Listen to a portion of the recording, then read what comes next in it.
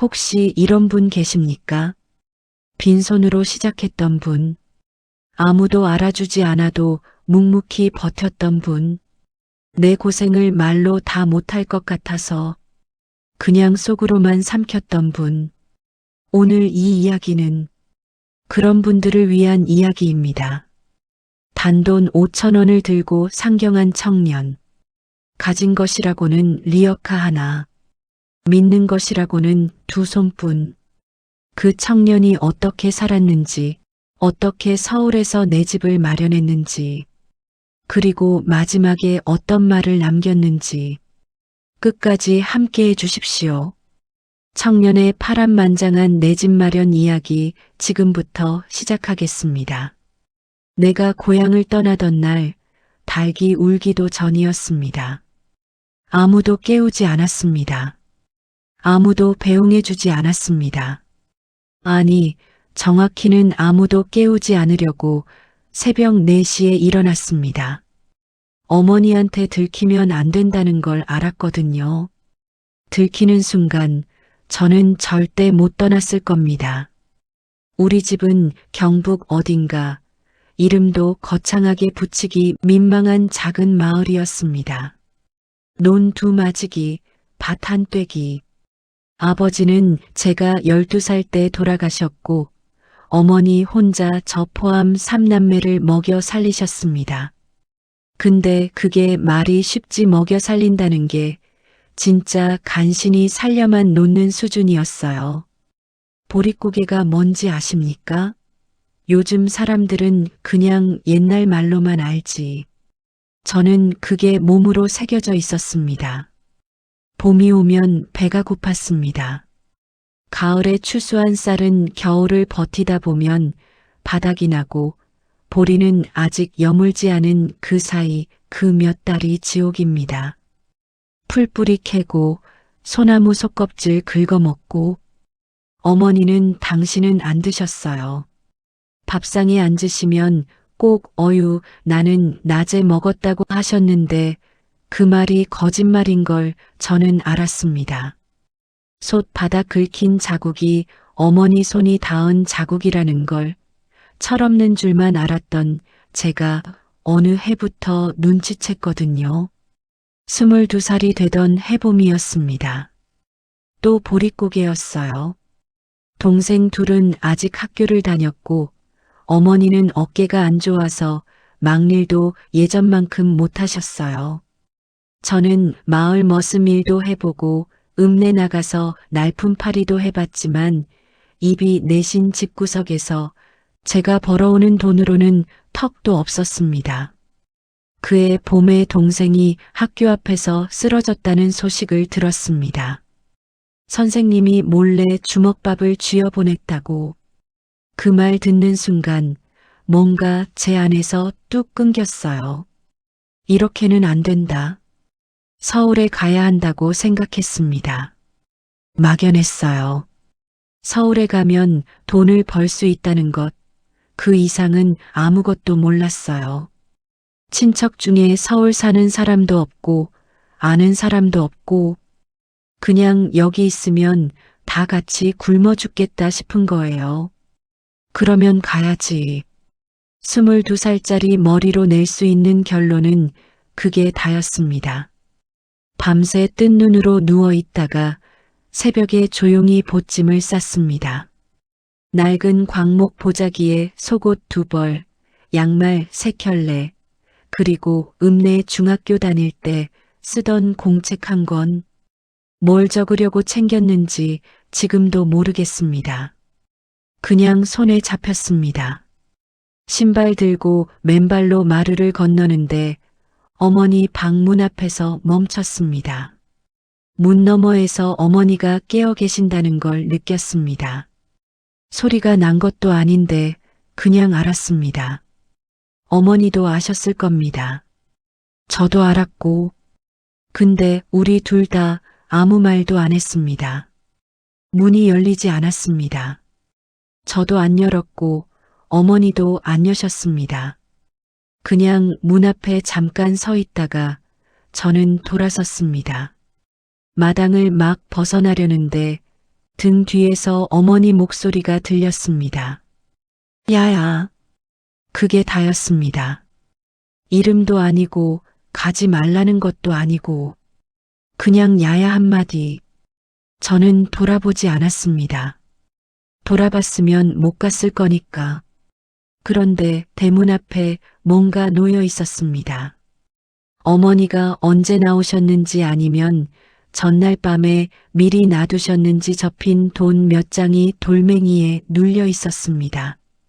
꼬깃꼬깃하게 접힌 100원짜리 지폐들. 세어보니 5,000원이었습니다. 그게 우리 집 비상금의 전부였다는 걸 저는 알았습니다. 5,000원을 손에 쥐고 저는 울지 않으려고 입술을 깨물었습니다. 그래도 눈물이 났습니다.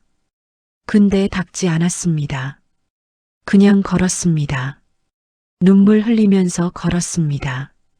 어차피 어두워서 아무도 안 보니까. 완행열차를 3번 갈아탔습니다. 서울역에 도착한 건 저녁 무렵이었습니다. 기차에서 내리는 순간 지금도 그 냄새가 기억납니다. 석탄 냄새, 기름 냄새, 땀 냄새, 뭔가 타는 냄새. 사람이 어찌나 많던지. 저 같은 촌놈 눈에는 서울역 그 자체가 도시였어요. 천장이 저렇게 높은 건물이 있다는 것도 그날 처음 봤습니다. 근데 신기한 것도 잠깐이었어요. 개찰구를 나오자마자 사람들이 달려들었습니다. 아이고, 시골서 올라왔구먼. 방 구해야지. 내가 좋은데 알아. 처음엔 친절한 줄 알았어요. 진짜로 서울 사람들이 다 이렇게 살갑나 싶었습니다.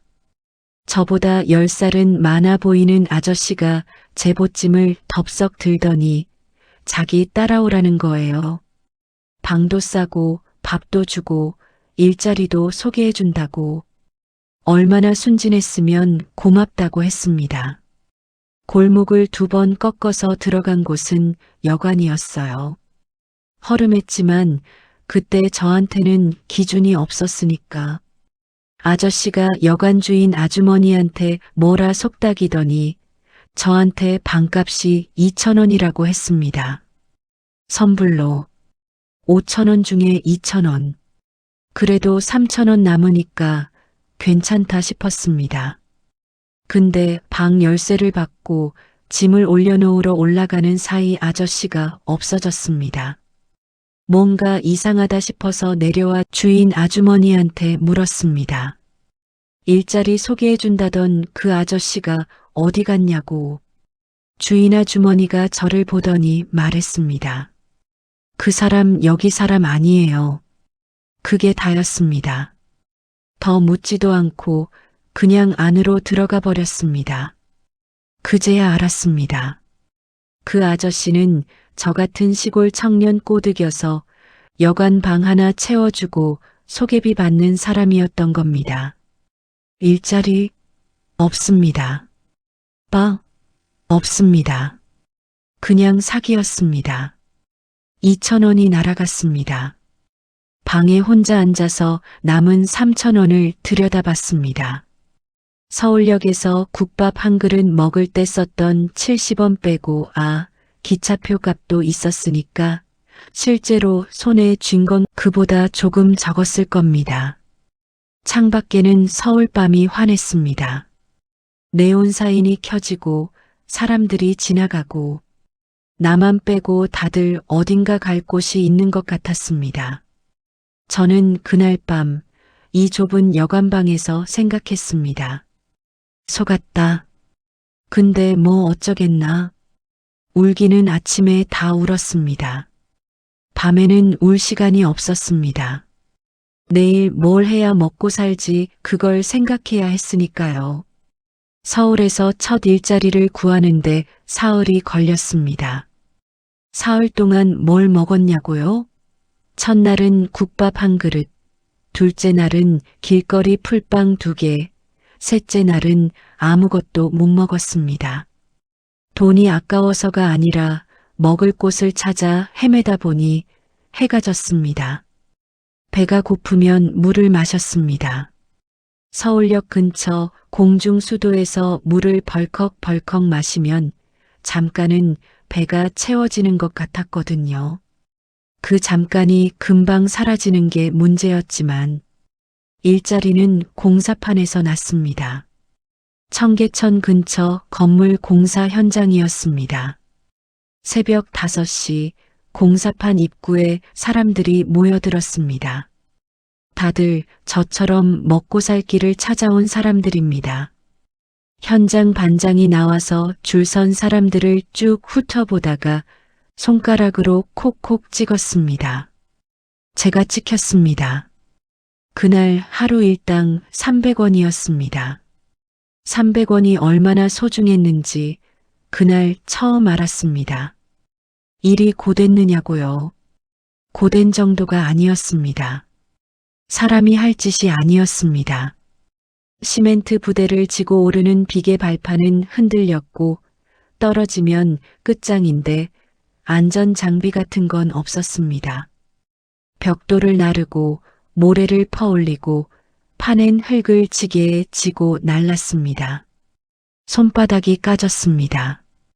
그게 아물기도 전에 또 일하면 진물이 났고 그게 굳으면 굳은 살이 됐습니다. 겨울이 되면 그 굳은 살이 갈라져서 피가 났습니다. 장갑 살 돈을 아껴야 밥을 더 먹으니까요.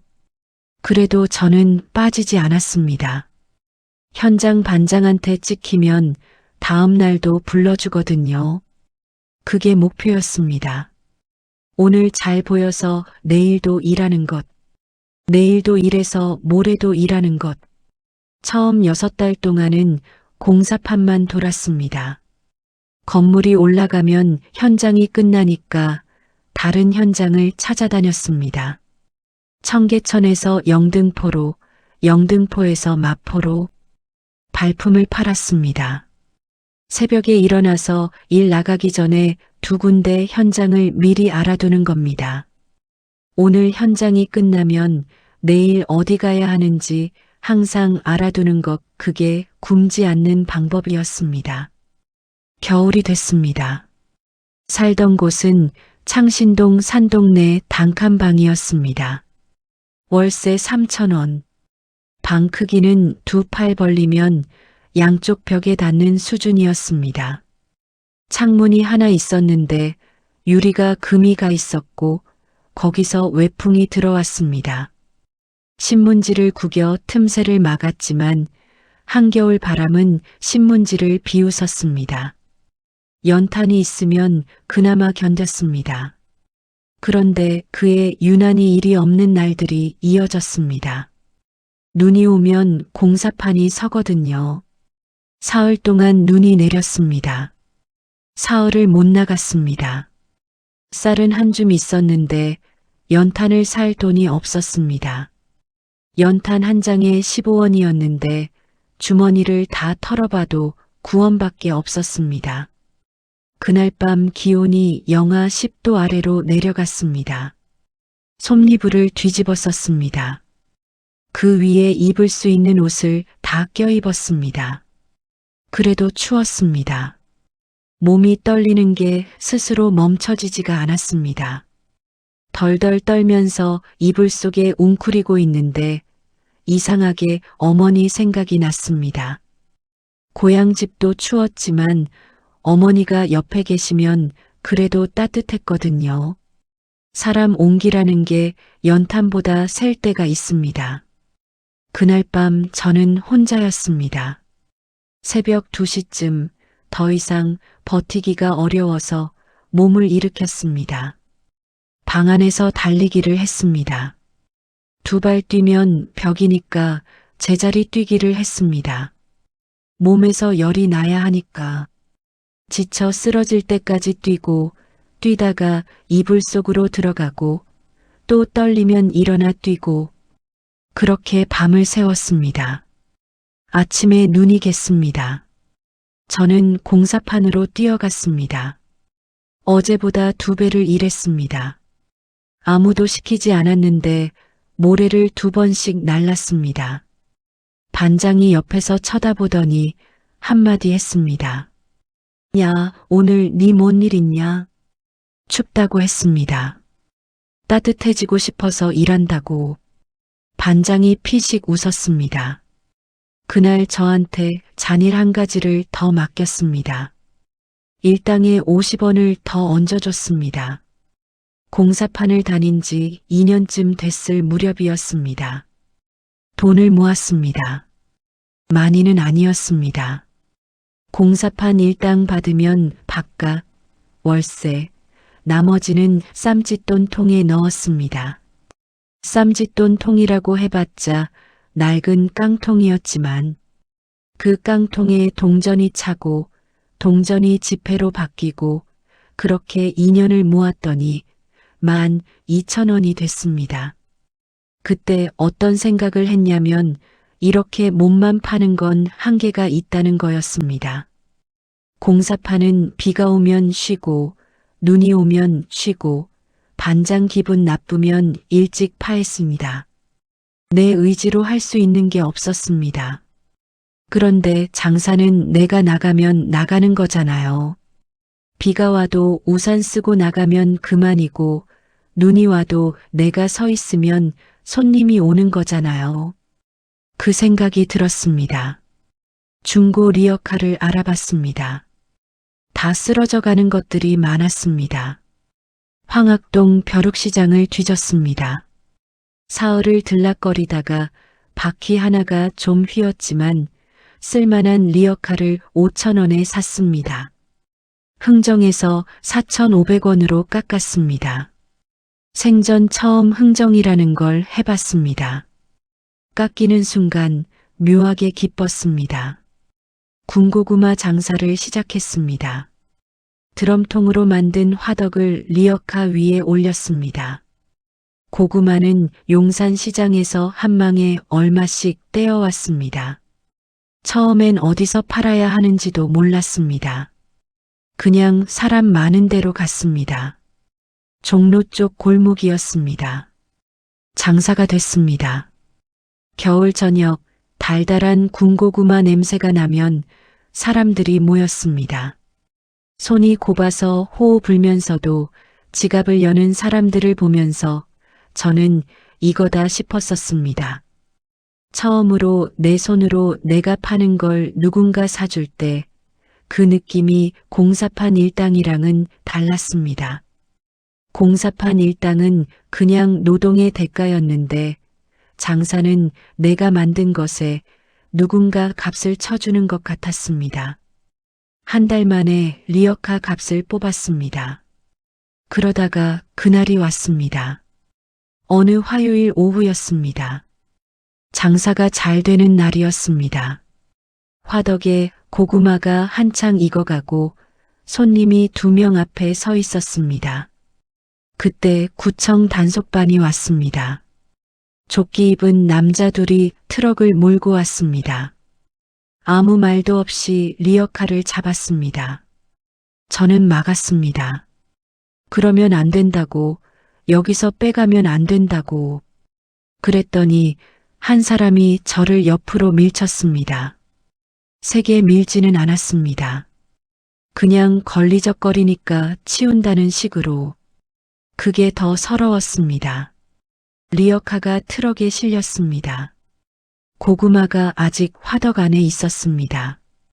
다 익지도 않은 고구마가 화덕에 불이 붙어 있는 채로 트럭에 실려갔습니다. 트럭이 모퉁이를 돌아 사라지는 걸 봤습니다. 저는 그 자리에 주저앉았습니다. 길바닥에 그냥 주저앉았습니다. 지나가는 사람들이 쳐다봤는데 부끄럽지 않았습니다. 아무것도 안 느껴졌습니다. 그냥 멍했습니다. 그러다가 눈물이 났습니다. 소리도 없이 나왔습니다. 훌쩍이지도 않았습니다. 그냥 눈에서 물이 흘렀습니다. 길바닥에 떨어지는 눈물이 보였습니다. 5,000원짜리 리어카, 2년 동안 모은 돈으로 산 리어카, 그게 트럭 짐칸에 실려서 사라졌습니다. 얼마나 그러고 있었는지 모르겠습니다. 옆에서 할머니 한 분이 고구마 하나 사러 오셨다가 상황을 아셨는지 말없이 제 등을 두드리고 가셨습니다. 그 손이 어머니 손 같았습니다. 그 순간 소리가 나왔습니다. 저도 모르게 창피하게 30이 다 된 사람이 길바닥에서 엉엉. 그날 밤 저는 단칸방에 누워 천장을 봤습니다. 어떻게 할 거냐? 포기하면 고향에 돌아가야 합니다. 돌아가면 뭐가 달라지냐? 돌아가면 어머니한테 빈손으로 가는 거잖아요. 빈손으로는 못 갑니다. 다음 날 아침 저는 황학동에 다시 갔습니다. 이번엔 더 싼 리어카를 찾았습니다. 망가진 것도 괜찮으니까 싼 걸로 달라고 했습니다. 바퀴 2개 다 휜 것을 2,000원에 샀습니다. 직접 고쳤습니다. 아는 철공소 앞에서 하루 종일 쪼그리고 앉아 망치로 두드렸습니다. 완전히 펴지지는 않았지만 굴러가기는 했습니다. 다시 시작했습니다. 이번엔 단속반 오는 시간을 알아뒀습니다. 그 시간 전에 자리를 뜨는 겁니다.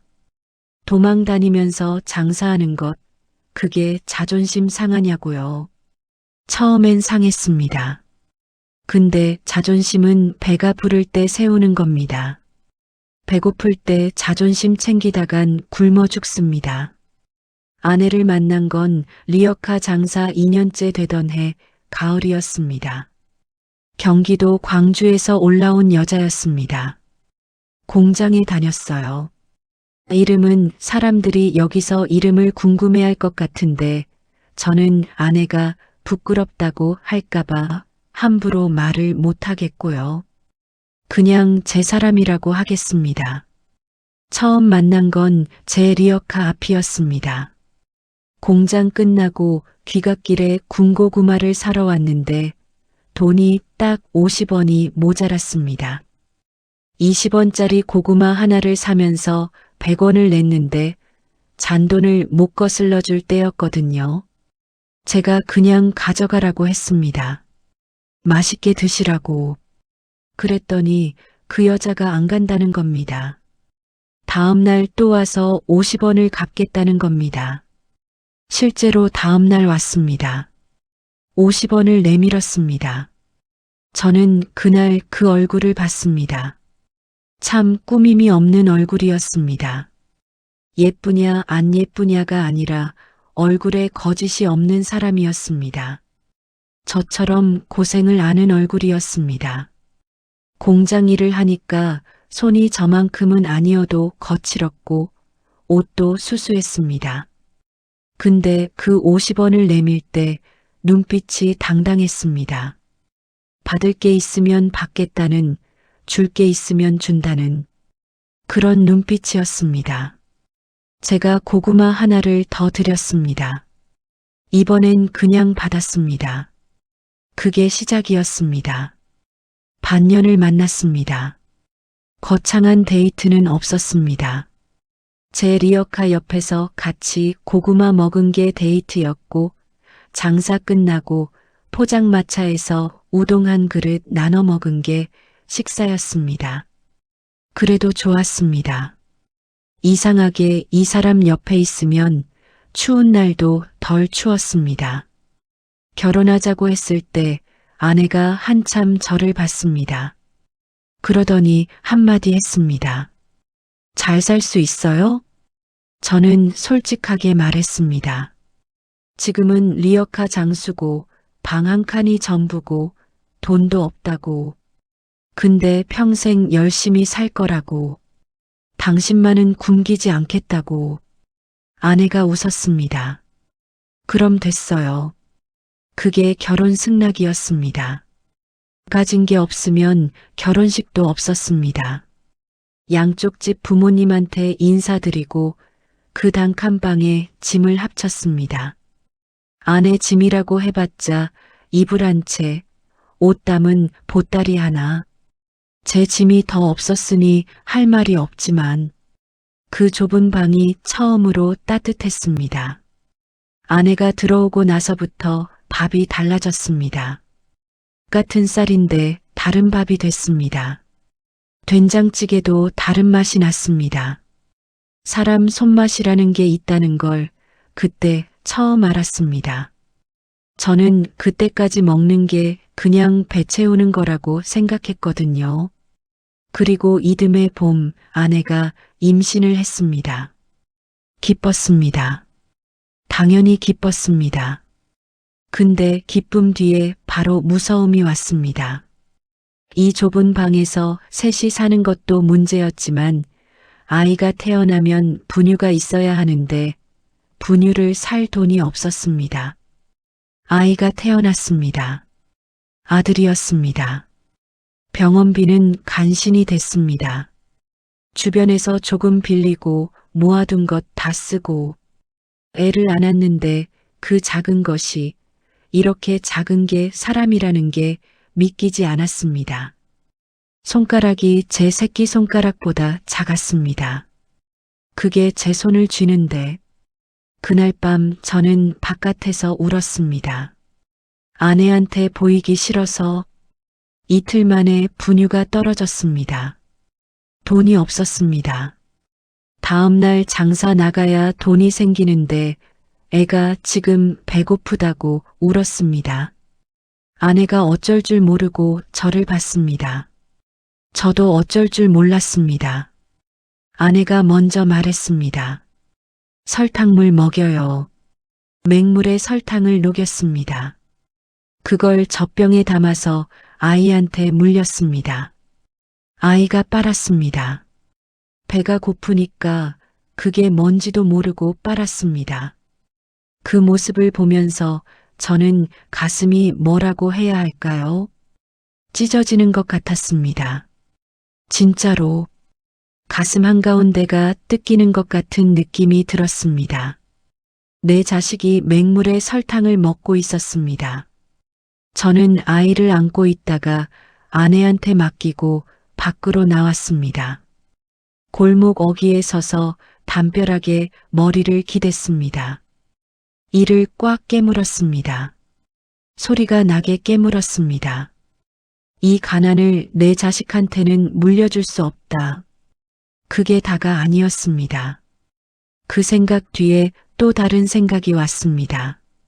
내가 여기서 무너지면 저 애가 나처럼 산다.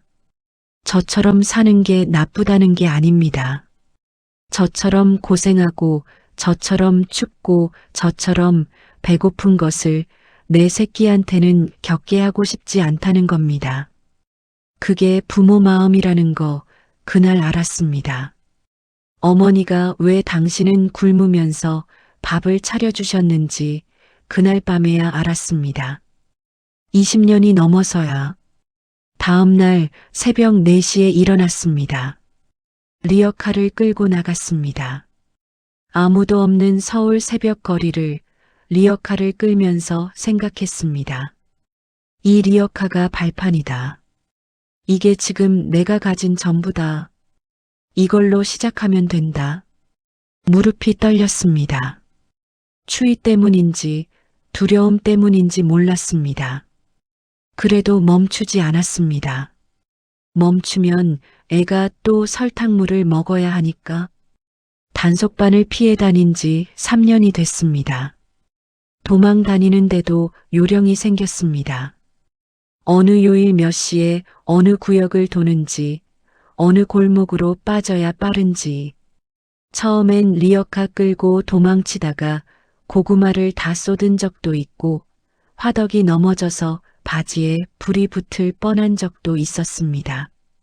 근데 3년이 지나니까 단속반 트럭 소리만 들어도 몸이 먼저 움직였습니다. 생존 반응이라는 게 그런 겁니다. 머리가 생각하기 전에 발이 먼저 아는 거. 근데 도망 다니면서도 제가 지킨 원칙이 하나 있었습니다. 덤은 꼭 드린다는 거였습니다. 고구마 3개 사시면 4개 드리고 과일 한 봉지 사시면 하나 더 얹어드렸습니다. 주변 장사꾼들이 저를 보고 말했습니다. 그러다가 남는 게 뭐가 있냐고. 맞는 말입니다. 남는 게 별로 없었습니다. 근데 저는 이렇게 생각했습니다. 지금 당장 오늘 50원 더 버는 것보다 내일 이 손님이 다시 오는 게 더 중요하다고. 그리고 물건은 절대 속이지 않았습니다. 리어카 장사에서 가장 쉬운 꼼수가 뭔 줄 아세요? 밑에 안 좋은 거 깔고 위에 좋은 거 올려놓는 겁니다. 다들 그랬습니다. 저도 처음에 배웠습니다. 근데 못하겠더라고요. 손님이 집에 가서 펼쳐봤을 때 실망하는 얼굴이 떠올랐습니다. 그 얼굴이 어머니 얼굴 같았습니다. 그 뒤로는 안 했습니다. 손님들이 알아보기 시작했습니다. 단골이 생겼습니다. 서울 장사에서 단골이 생긴다는 건 아파트 생기기 전 골목 상권에서는 엄청난 겁니다. 한 어르신은 제가 자리를 바꿔도 찾아오셨습니다. 어떻게 아셨냐고 했더니 냄새 맡고 왔다고 하셨습니다. 화덕에서 나는 고구마 타는 냄새로요. 그 말이 얼마나 고마웠는지. 그 단골 중에 박 사장님이라는 분이 있었습니다. 종로 쪽에서 포목점을 하시는 분이었는데 겨울마다 제 군고구마를 드셨습니다. 봄이 되면서 제가 군고구마 대신 과일로 바꿨는데도 찾아오셨습니다. 그분이 어느 날 저한테 물었습니다. 자네 가게 하나 차리고 싶지 않나? 저는 솔직하게 말했습니다. 하고 싶은데 돈이 없다고. 그분이 잠깐 생각하더니 말씀하셨습니다. 내 가게 옆에 요만한 자리가 있어. 처마 밑인데 비는 안 맞아. 거기서 해봐. 그냥 쓰라는 게 아니었습니다. 돈을 내고 빌리는 거지. 근데 그분이 부른 금액이 시세의 절반도 안 됐습니다. 나중에 알고 보니 그 자리 시세를 아는 사람들이 여럿 달려들었다고 합니다. 박 사장님이 다 거절하셨답니다. 저한테 주려고. 왜냐고 여쭤봤습니다. 자네가 파는 거 3년을 봤어. 한 번도 속인 적이 없잖아. 그런 사람이 옆에 있으면 내 가게도 좋은 거야. 저는 그날 집에 와서 아내한테 말했습니다. 아내가 아무 말 안 했습니다. 그냥 제 손을 잡았습니다. 한참 있다가 한마디 했습니다. 잘 됐어요. 그 말뿐이었는데 나에게는 그렇게 힘이 났습니다. 가게를 열었습니다. 한 평짜리였습니다. 리어카를 가게 안에 들여놓으면 거의 꽉 찼습니다. 그래도 지붕이 있었습니다. 비가 와도 물건이 안 젖었습니다. 그게 얼마나 달라지는 건지 노점 해보신 분들은 아실 겁니다. 비 오는 날 리어카 물건 다 버리고 나면 하루가 날아갑니다. 근데 처마 밑에서는 비 오는 날도 장사가 됐습니다. 그것보다 더 달라진 게 있었습니다. 손님들이 믿기 시작했습니다. 리어카는 오늘 있다가 내일 없잖아요. 단속에 걸리면 사라지고 자리를 바꾸면 못 찾아오고. 근데 가게는 거기 있어요. 내일도 모레도 다음 달에도. 그 거기 있음이 신뢰가 된다는 걸 장사를 해보니까 알았습니다. 가게를 연지 석 달째 매출이 리어카 때의 2배가 됐습니다. 박 사장님이 어느 날 제 가게 앞을 지나가다 흐뭇하게 보셨습니다. 저는 그분한테 고구마를 한 봉지 드렸습니다. 군고구마가 아니라 그냥 날 고구마. 이것 찌면 맛있다고. 그분이 웃으셨습니다. 그 웃음이 제 첫 번째 보상이었습니다. 하루 3시간 잤습니다. 이걸 과장이라고 생각하실 수도 있는데 과장이 아닙니다. 실제로 계산해 보면 3시간도 안 됐습니다. 새벽 2시 반에 일어납니다.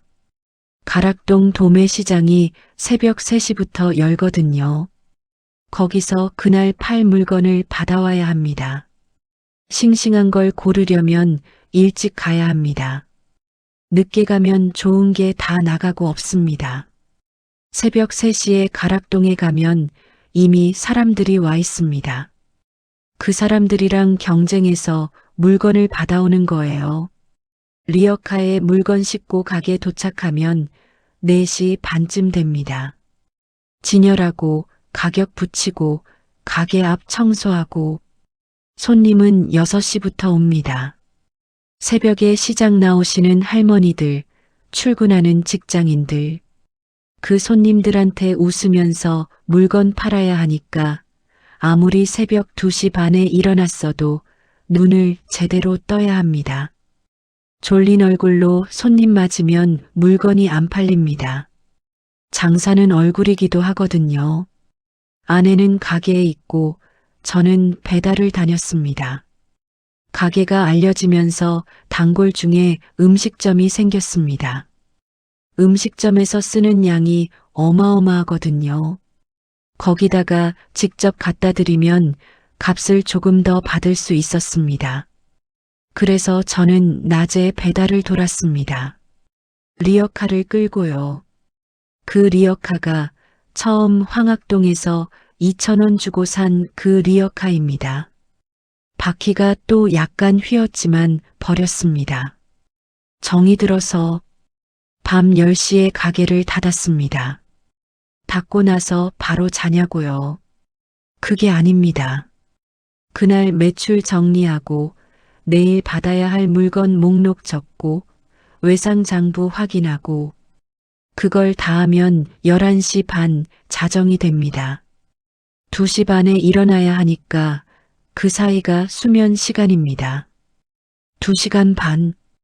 그걸 며칠 하면 쓰러지지 않냐고요. 쓰러지면 안 되니까 안 쓰러졌습니다. 아내는 저보다 더 했습니다. 저는 몸을 쓰는 일이 많았고 아내는 가게를 지켰는데 가게를 지킨다는 게 앉아 있는 게 아닙니다. 서 있어야 합니다. 하루 종일 서 있어야 합니다.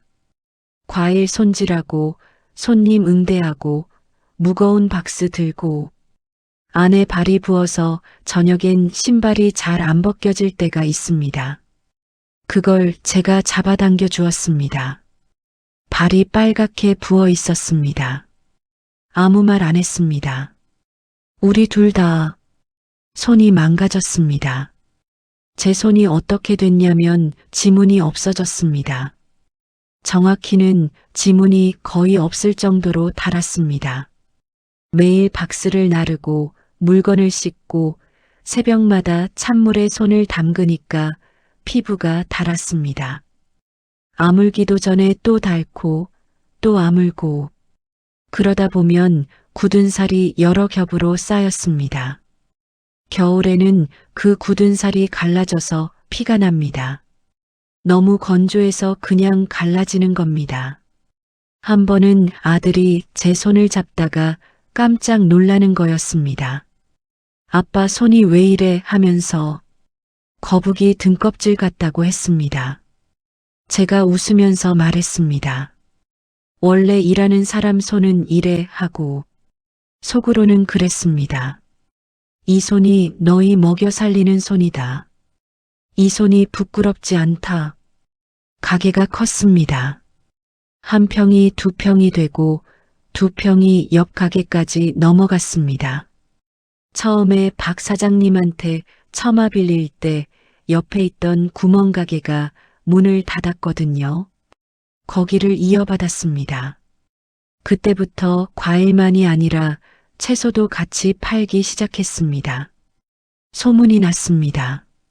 이상하게 저희 가게 물건은 오래가고 밑에 안 좋은 게 없다는 소문이 났습니다. 당연한 겁니다. 그냥 제 원칙대로 판 건데 그게 소문이 됐습니다. 그 소문이 손님을 불렀습니다.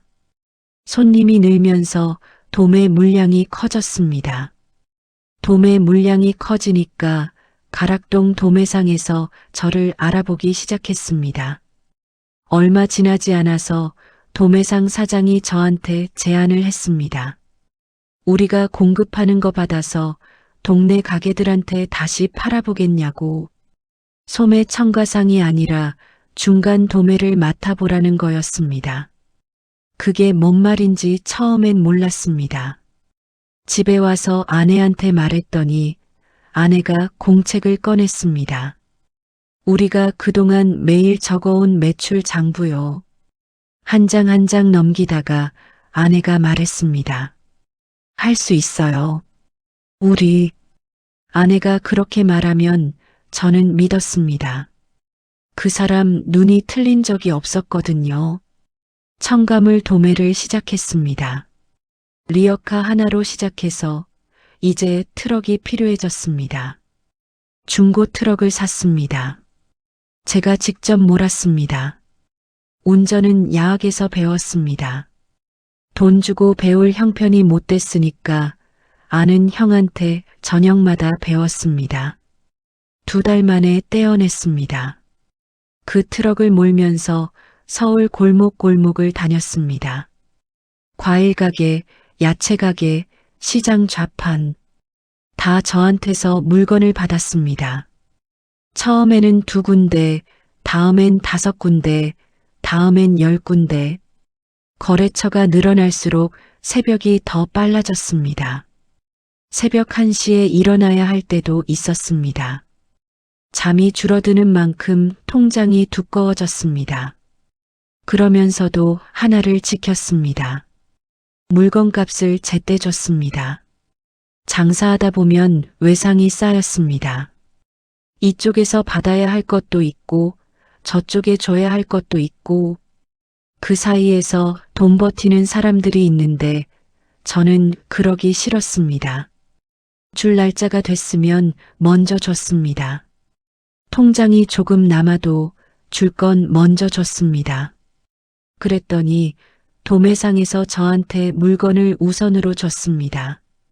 좋은 거 먼저요. 그게 또 장사로 돌아왔습니다. 정직이 전략이 됐습니다. 제가 전략이라고 생각한 건 아닙니다. 그냥 어머니한테 배운 대로 살았을 뿐입니다. 줄 거 주고 속이지 말고 받은 것에 감사하고 그게 사업이 될 줄은 몰랐습니다. 그 무렵 아이들이 컸습니다. 첫째 아들이 초등학교를 들어갔고 그 아래로 딸이 있었습니다. 가난하게 자랐습니다. 우리 애들도. 하지만 굶지는 않았습니다. 분유 먹이던 때에 비하면 그때 생각하면 지금도 가슴이 내려앉지만 그래도 밥은 먹였습니다. 아이들이 이상하리만큼 철이 일찍 들었습니다. 학원 보내달라는 소리를 안 했습니다. 학용품 사달라는 소리도 안 했습니다. 집에 오면 먼저 가게 일을 도왔습니다. 초등학생이 학교 끝나고 와서 과일 박스 접어주고 봉지에 담아주고 어린 것이 그걸 당연하다는 듯이 했습니다. 어느 날 제가 아들한테 물었습니다. 힘들지 않냐고. 아들이 대답했습니다. 아빠 엄마가 더 힘들잖아요. 그 말에 저는 할 말이 없었습니다. 고맙다고도 못했습니다. 그냥 머리를 쓰다듬어 줬습니다. 그 아이가 그 학년에서 1등을 했습니다. 학원도 없이 과외도 없이 가게 한편에서 박스 접으면서 공부했습니다. 선생님이 가정 방문으로 집에 찾아오셨습니다. 이 아이가 어떻게 공부했냐고. 저는 할 말이 없어서 그냥 우리 가게 보여드렸습니다. 선생님이 가게를 한번 둘러보시더니 고개를 끄덕이셨습니다. 아, 이래서 이 아이가 그런 눈빛을 가졌구나. 그게 무슨 뜻인지 저는 그날 이해했습니다. 가난이 사람을 죽이는 게 아닙니다. 가난 앞에서 포기하는 게 사람을 죽이는 겁니다. 우리 아이들은 가난을 알았습니다. 근데 포기를 몰랐습니다.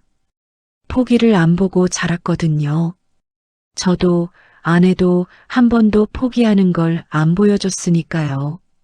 새벽 2시 반에 일어나는 걸 포기하지 않았고, 물건 속이는 걸 포기하지 않았고, 아니, 물건 속이지 않는 원칙을 포기하지 않았고, 줄 돈 제때 주는 걸 포기하지 않았습니다. 그게 아이들한테 전해진 겁니다. 공부를 가르친 게 아니었습니다. 사는 법을 보여준 거였습니다. 리어카 하나가 트럭이 됐고, 트럭이 거래처 15개가 됐고, 거래처 15개가 창고가 됐습니다. 처음 서울 올라올 때 주머니에 5,000원이 있었습니다. 그 5,000원을 어머니가 쥐어주셨을 때 이렇게 될 거라고 생각하셨을까요? 저는 가끔 그 생각을 합니다. 어머니, 지금은 덜 추워요.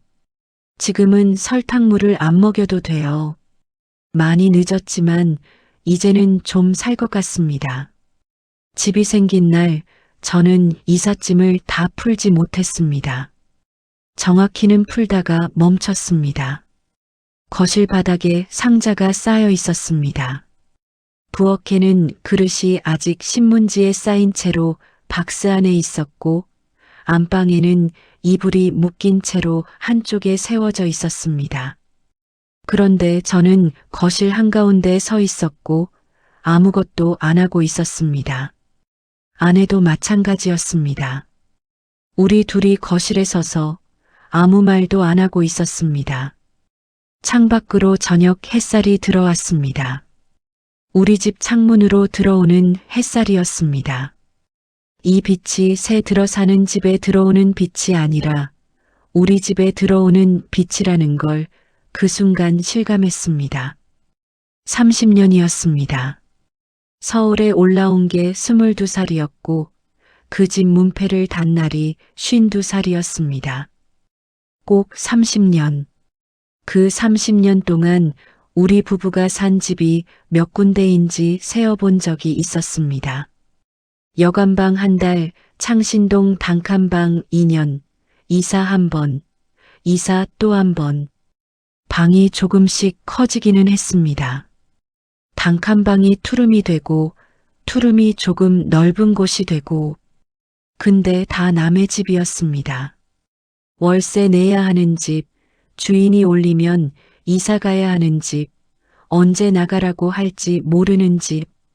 30년 동안 단 하루도 이 집이 내 집이라는 느낌으로 살아본 적이 없었습니다. 현관에 문패를 달았습니다. 조그만 문패입니다.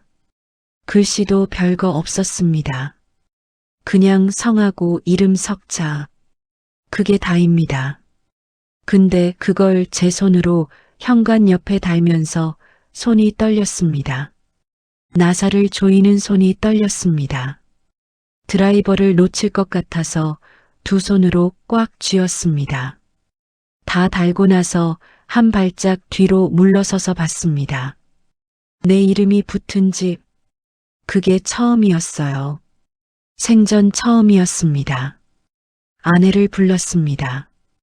여보, 이리 와봐. 아내가 나와서 문패를 봤습니다. 말이 없었습니다. 한참을 봤습니다. 그러다가 아내가 손을 들어서 문패를 만졌습니다. 손가락으로 글자를 쓸어내렸습니다. 제 이름을. 그 손이 떨렸습니다. 우리 둘 다 울었습니다. 현관 앞에서 못 들어갔습니다.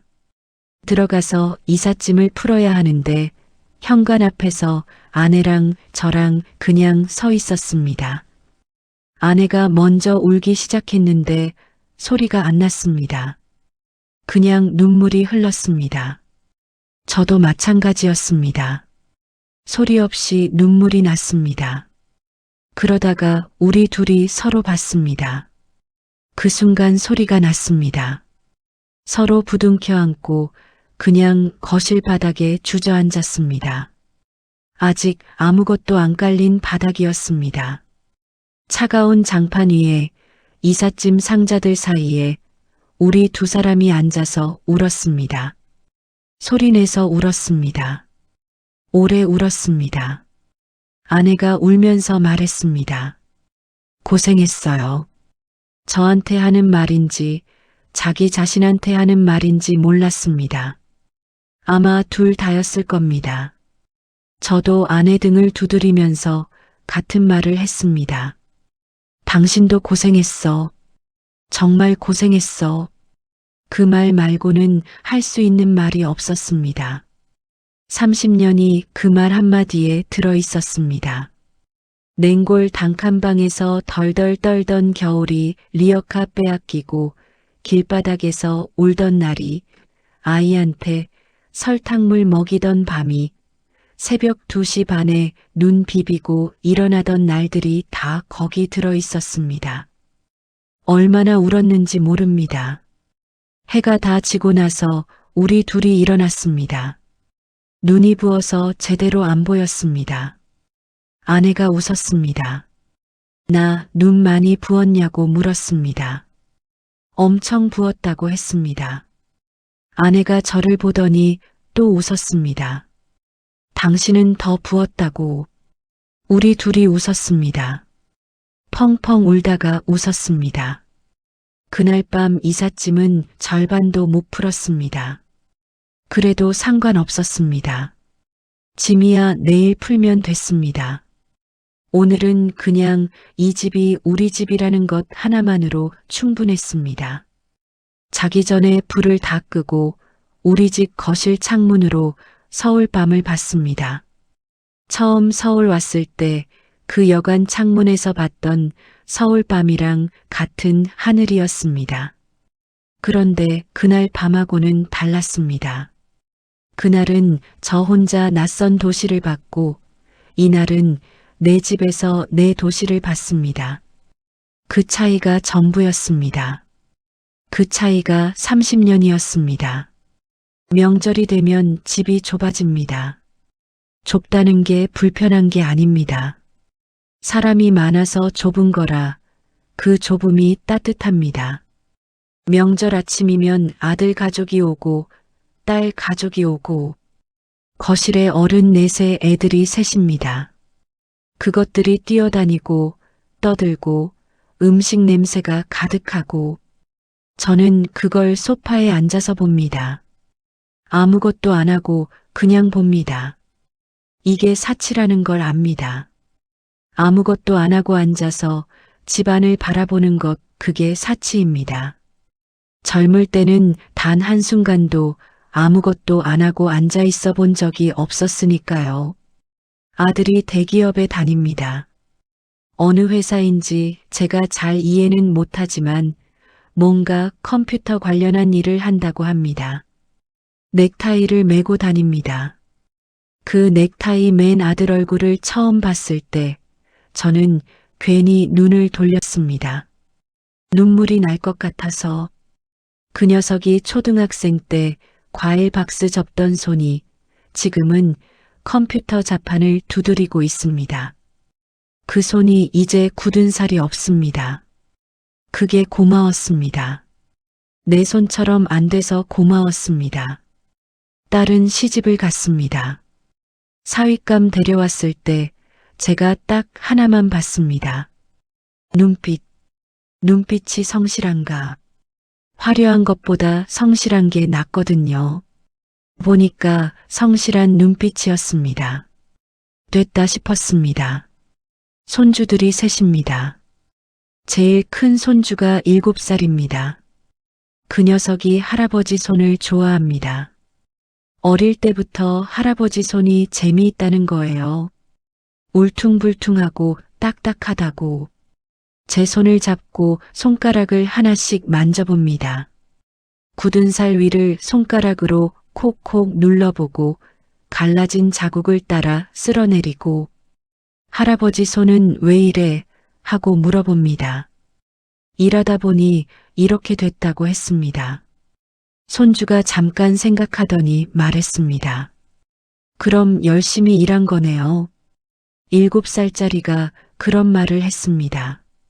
저는 웃었습니다. 웃으면서 그 녀석을 안아줬습니다. 이 녀석은 모르겠지요. 할아버지 손이 어떻게 이렇게 됐는지, 얼마나 많은 새벽을 지나왔는지, 그걸 알 필요도 없습니다. 그냥 이렇게 할아버지 손이 딱딱하다고 웃으면서 만져주면 됩니다. 그걸로 충분합니다. 명절 낮에 온 가족이 밥을 먹습니다. 상을 펴면 딱 맞게 찹니다. 아들이 앉고, 며느리가 앉고, 딸이 앉고, 사위가 앉고, 손주들이 앉고, 저랑 아내가 제일 윗자리에 앉습니다. 밥을 먹기 전에 저도 모르게 상을 한번 둘러봤습니다. 이 상을 제가 차렸구나. 이 사람들이 여기 앉아 있는 게 그 새벽들 때문이구나. 아무도 모를 겁니다. 제가 그 순간 무슨 생각을 했는지, 그냥 밥 먹기 전에 잠깐 멍한 표정으로 앉아 있는 늙은 아버지로만 봤겠지요. 괜찮습니다. 몰라도 됩니다. 제가 알면 됩니다. 밥을 다 먹고 나서 아내가 설거지를 하는데 며느리가 같이 들어갔습니다. 딸도 들어갔습니다. 부엌에서 웃음소리가 났습니다. 저는 거실에서 손주들이 노는 걸 봤습니다. 아들이 옆에 앉아서 과일을 깎아줬습니다. 사위가 커피를 타서 갖다 줬습니다. 그 커피를 마시면서 저는 생각했습니다. 다 됐다. 뭔가를 더 해야 한다거나 뭔가가 부족하다거나 그런 게 없었습니다. 그냥 다 됐습니다. 5,000원 들고 올라온 그 청년이 원했던 게 이거였습니다. 가족이 따뜻한 것, 자식들이 배고프지 않은 것, 내 집에서 다 같이 밥 먹는 것. 소박하죠? 근데 그 소박한 게 30년이 걸렸습니다. 지금 제 손을 봅니다. 카메라 앞에서 이러는 게 쑥스럽지만 그래도 한번 보여드리고 싶었습니다. 울퉁불퉁합니다. 손마디가 굵습니다. 손금이 어디서 시작해서 어디서 끝나는지 모를 만큼 선이 많습니다. 굳은 살이 여러 겹으로 쌓여서 손바닥이 딱딱하고 겨울이면 여기저기 갈라집니다. 지문이 다 닳아서 예전에 지문 인식되는 기계 앞에서 한참 실랑이를 한 적도 있습니다. 기계가 제 손을 못 읽었거든요. 이 손으로 모래를 날랐고 연탄을 날랐고 리어카를 끌었고 새벽마다 과일 박스를 들었습니다. 이 손이 부끄러운 적이 있었냐고요?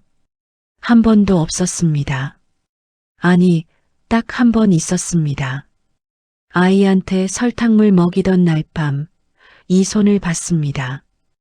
이렇게 일하는 손인데 분유 한 통 못 사주는 손이 원망스러웠습니다. 그날만 이 손이 싫었습니다. 근데 그 뒤로는 한 번도요. 이 손이 있었기 때문에 우리 가족이 살았습니다. 이 손이 새벽마다 일어났고, 이 손이 리어카를 잡았고, 이 손이 물건을 쌓고 팔고 날랐습니다. 이 손이 아들 머리를 쓰다듬었고, 딸 손을 잡아줬고, 아내 등을 두드렸습니다. 이 손이 제 훈장입니다. 어느 장군이 가슴에 다는 훈장 말고 저는 손에 달린 훈장이에요. 지금 이 영상을 보고 계신 분들 중에 저처럼 손이 거친 분들이 계실 겁니다.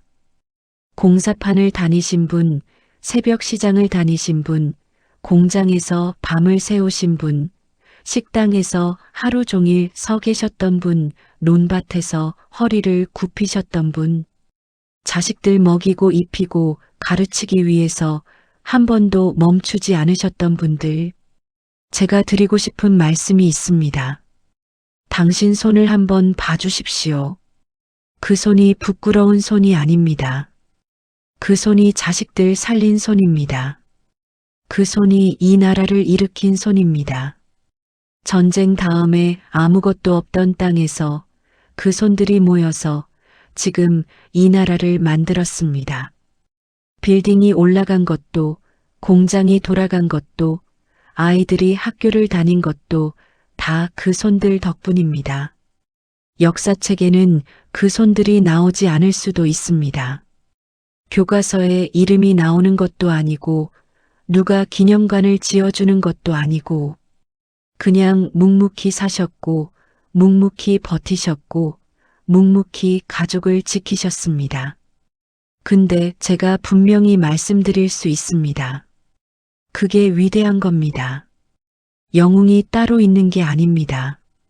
새벽에 일어나서 저녁까지 일하고 자식한테 한 그릇 더 퍼주고 내가 먹을 것 조금 덜 먹어도 괜찮다고 생각하신 분들, 그분들이 영웅입니다. 이름 없는 영웅들이 이 나라를 여기까지 데려온 겁니다. 저는 그 영웅 중에 하나였습니다. 당신도 그 영웅 중에 한 분이세요. 힘드셨죠? 서러우셨죠? 억울하실 때도 있으셨겠죠? 아무도 알아주지 않는 것 같아서 내가 이렇게까지 해야 하나 싶으셨던 날도 있으셨겠죠? 그 마음 압니다. 저도 길바닥에 주저앉아서 울어봤으니까요. 저도 냉골방에서 혼자 덜덜 떨어봤으니까요. 근데 그 자리에서 일어나셨잖아요. 그게 전부예요. 일어나는 것, 그게 전부였습니다. 이 투박하고 굽은 손을 부끄러워하지 마세요. 이 손은 당신이 살아낸 증거입니다. 당신이 포기하지 않았다는 증거입니다. 매일 새벽 일어났다는 증거이고 매일 저녁까지 버텼다는 증거이고 그 모든 날들을 지나왔다는 증거입니다. 저 같은 촌놈도 했습니다.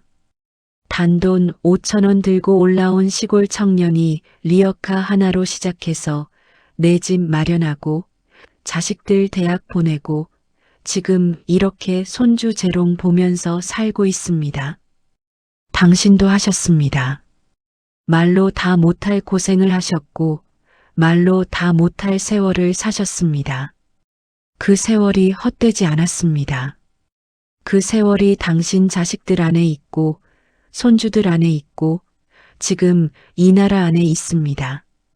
정말로 진심으로 말씀드립니다. 참으로 고생 많으셨습니다. 여기까지 들어주셔서 감사합니다.